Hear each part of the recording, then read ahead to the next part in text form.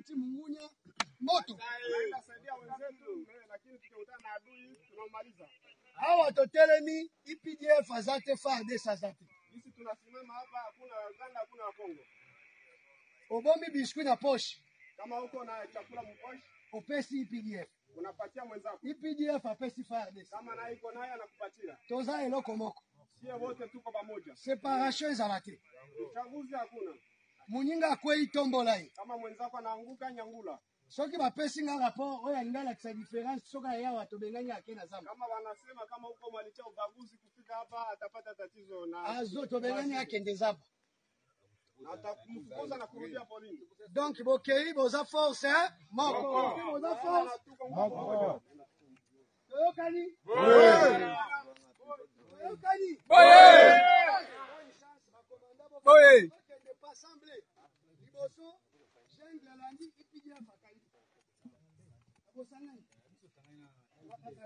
Ok, si au Chili.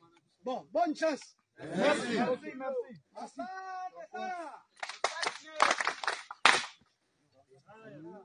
Ok, merci beaucoup, bonne chance. Commandant. Les deux commandants.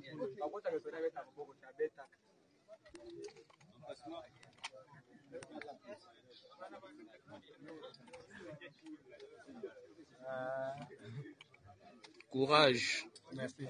Tu jali jali. Loko makasi.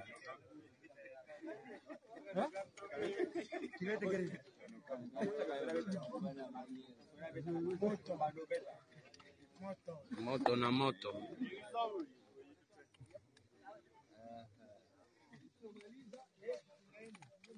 Moto na moto eza. Yango tokos.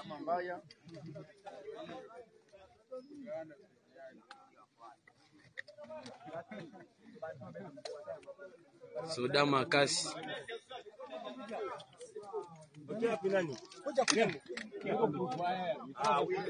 Les forces armées de la République démocratique du Congo s'activaient à mettre hors d'état de nuire l'ennemi M23 et ses alliés qui a tenté d'attaquer une de nos positions de Bigega.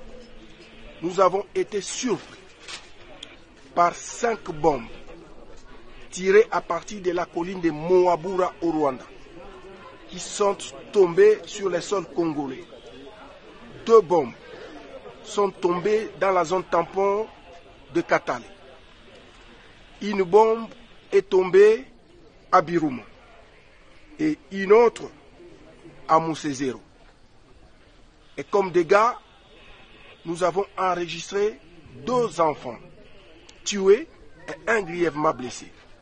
Mais aussi une école qui a été totalement endommagée.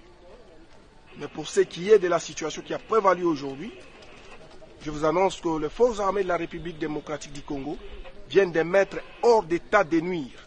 C'est un civique qui a tenté, n'est-ce pas, d'occuper une de nos positions à Bigega. Alafu mzee unabakia na ile ya kwako kusudi ujue ngi tutajipanga kwa hapa.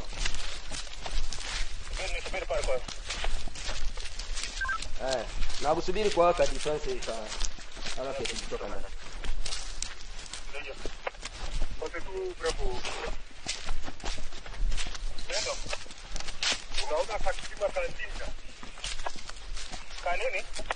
Kima kantinga. Ndipo unaona vitu vyeupe vitu unapata kule hivi. Ndio hapo. Oh, Mungu.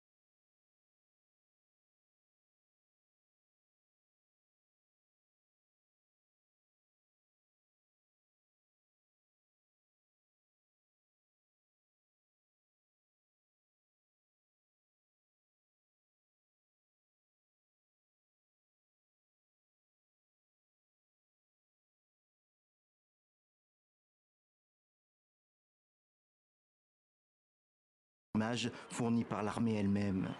Nous sommes à Tchanzu, non loin des frontières du Rwanda et de l'Ouganda, un point chaud des affrontements avec les rebelles du M23 cette semaine. Des combats qui se doublent d'une vive querelle avec le Rwanda, accusé une nouvelle fois par le Congo d'envoyer des soldats pour soutenir les rebelles. Le Rwanda a déployé dans les environs de Tchanzu 500 militaires des forces spéciales, tous habillés d'une nouvelle tenue de couleur vert-noir et coiffés des casques de sa force spéciale. Une affirmation rejetée une nouvelle fois par les autorités rwandaises. Nous n'avons aucun intérêt dans une crise et ne répondrons pas à des accusations sans fondement. Depuis avril, de violents combats opposent l'armée congolaise au groupe Mouvement du 23 mars, le M23, une ancienne rébellion Tutsi. Elle avait été défaite par l'armée congolaise en 2013, mais s'est reconstituée l'an dernier. Et ce sursaut de violence inquiète la communauté catholique qui prépare la visite du pape François, prévue du 2 au 5 juillet, avec une étape à Goma. L'évêque de Goma a annoncé que le pape désirait rencontrer des victimes des violences dans l'est du Congo. Mais certains catholiques craignent maintenant une annulation du voyage. On est tellement inquiets par le fait que les combats ont repris. Pourtant, il y avait déjà un peu d'accalmie. On comprend que les affrontements ont repris. On a tendance à croire qu'ils n'ont que comme mission empêcher l'arrivée du pape. En attendant le pape, l'Église catholique a annoncé en début de semaine qu'elle organisera une marche le 30 juin pour soutenir les FARDC, prier pour les victimes de la guerre et compatir avec leurs familles.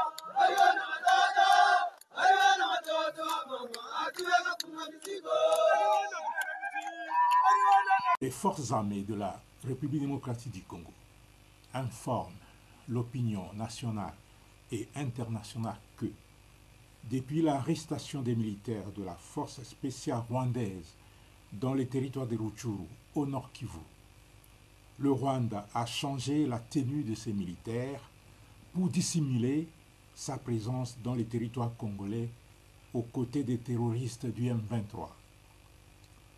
Le Rwanda a déployé dans les environs de Tchanzu 500 militaires des forces spéciales, tous habillés d'une nouvelle tenue de couleur vert-noir et coiffés des casques de sa force spéciale.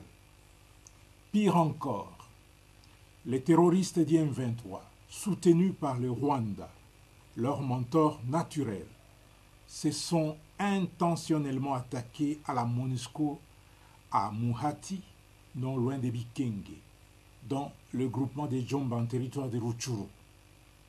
Pourtant, la force de la MONUSCO est en plein exercice de sa mission conformément au mandat du Conseil de sécurité des Nations Unies. Au cours de cette attaque, 3 casques bleus tanzaniens ont été blessés, dont un grièvement. Ce dernier a été évacué pour des soins appropriés. Rappelons que cette nouvelle attaque, dirigée contre les casques bleus, intervient après tant d'autres, surtout celle contre l'hélicoptère de la MONUSCO qui a été abattu et qui a coûté la vie à 8 soldats de la paix. En s'attaquant à la force des Nations Unies, le M23, soutenu par le Rwanda, confirme son caractère terroriste. La population congolaise est appelée à la vigilance et à dénoncer la présence de toute personne porteuse d'armes et habillée en tenue vert-noir. Au Nord Kivu, les FARDC, les forces armées congolaises, sont à la manœuvre et les combats continuent, s'il faut en croire ces images fournies par l'armée elle-même. Nous sommes à Tchanzu, non loin des frontières du Rwanda et de l'Ouganda, un point chaud des affrontements avec les rebelles du M23 cette semaine. Des combats qui se doublent d'une vive querelle avec le Rwanda, accusé une nouvelle fois par le Congo d'envoyer des soldats pour soutenir les rebelles.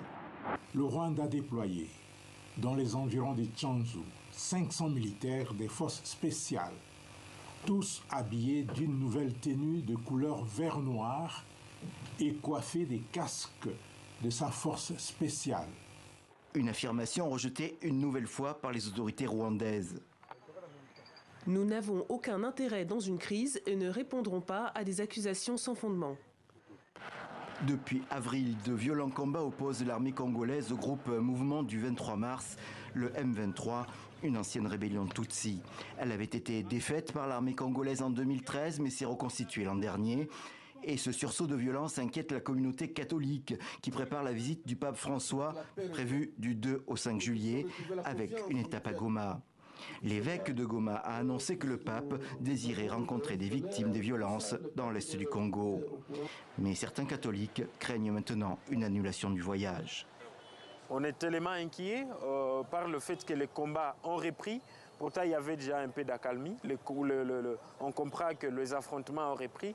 On a tendance à croire qu'ils n'ont que comme mission empêcher l'arrivée du pape. En attendant le pape, l'Église catholique a annoncé en début de semaine qu'elle organisera une marche le 30 juin pour soutenir les FARDC, prier pour les victimes de la guerre et compatir avec leurs familles.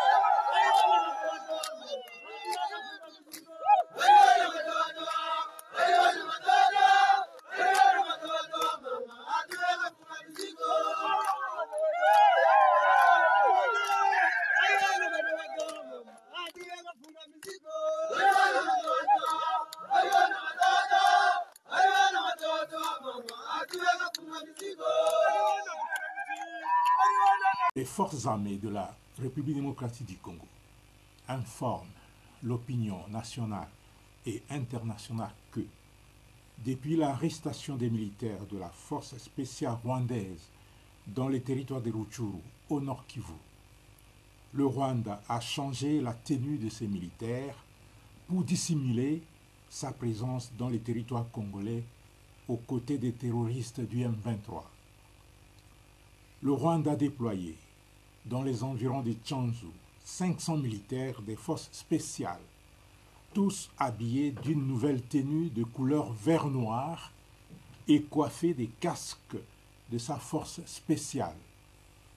Pire encore, les terroristes du M23, soutenus par le Rwanda, leur mentor naturel, se sont intentionnellement attaqués à la MONUSCO à Muhati, non loin de Bikenge, dans le groupement des Djomba en territoire de Rutshuru. Pourtant, la force de la MONUSCO est en plein exercice de sa mission conformément au mandat du Conseil de sécurité des Nations Unies.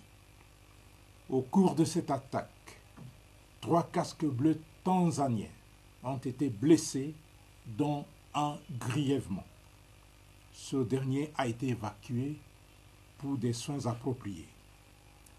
Rappelons que cette nouvelle attaque, dirigée contre les casques bleus, intervient après tant d'autres, surtout celle contre l'hélicoptère de la MONUSCO qui a été abattu et qui a coûté la vie à 8 soldats de la paix.